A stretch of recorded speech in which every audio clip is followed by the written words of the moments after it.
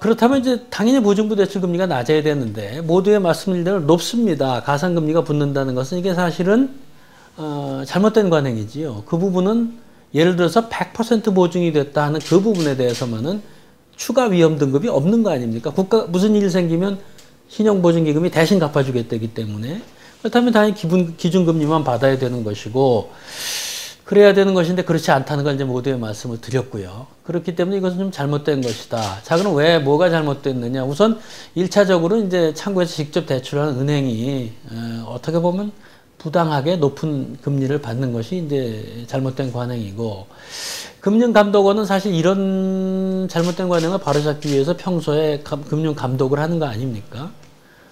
그것을 안 했다는 것이 이제 금융감독원의 또 책임이 되겠고 금융위원회는 금융감독원을 지휘감독하는 기관이니까 금융감독원이 감독을 제대로 못했다는 것에 대해서는 일종의 금융위원회도 연대 책임을 져야 할 것이고 그리고 이제 직접 이 보증을 담당하는 신용보증기금 또 이제 기술보증기금도 있습니다만은 그 기관들은 이렇게 보증을 하게 되면 실제 그 중소기업한테 은행이 어느 수준의 금리를 했는가를 이제 보고를 받게 되어 있습니다. 다 알지요. 보고를 받아보면 아 이거는 기준금리보다 매우 높구나. 이건 뭔가 잘못됐구나 하는 것을 알 수 있는 위치에 있고 알았다 하면은 그것을 그 금융감독원에다가 보고해서 협조 체제를 갖추고 그래서 아 이게 좀 이렇게 높이 받고 있다라는 걸 금융감독원에 얘기를 해줘야 됩니다. 근데 한 번도 그런 협조가 이루어지지 않았다는 것이 신용보증기금에 또 그것의 책임에 일단이 있다고 봅니다.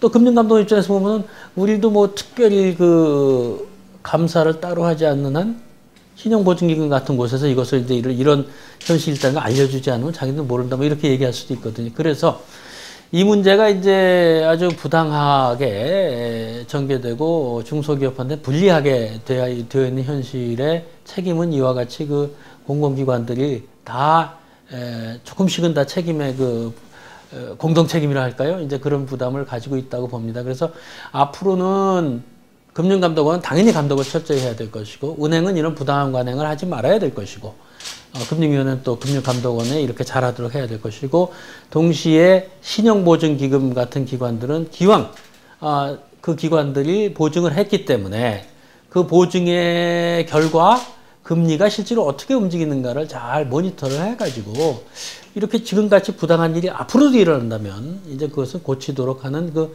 책임을 앞으로는 져야 된다. 이런 것이 이제 제가 생각하는 것이고요. 앞으로도 물론 이런 그 어려운 중소기업을 도와주는 수단은 이것 말고도 뭐 조세의 수단이라든가 여러 가지 있겠지요. 그래서 그것은 국가 전체의 중소기업 정책으로서 여러 가지 수단들을 다 지금도 하고 있습니다만 더 내실 있는 수단들을 강구해야 될 것이고 이 부분에 있어서는 정말 사실 금융처럼 중소기업한테 절실히 와닿는 게 없습니다. 그래서 그것을 정부가 그야말로 국가가 어렵지 않도록 도와줘야 되는 것은 뭐 당연하다고 생각을 하고 역시 내실 있는 어떤 그 조치를 취해줘야 된다 이렇게 생각을 합니다.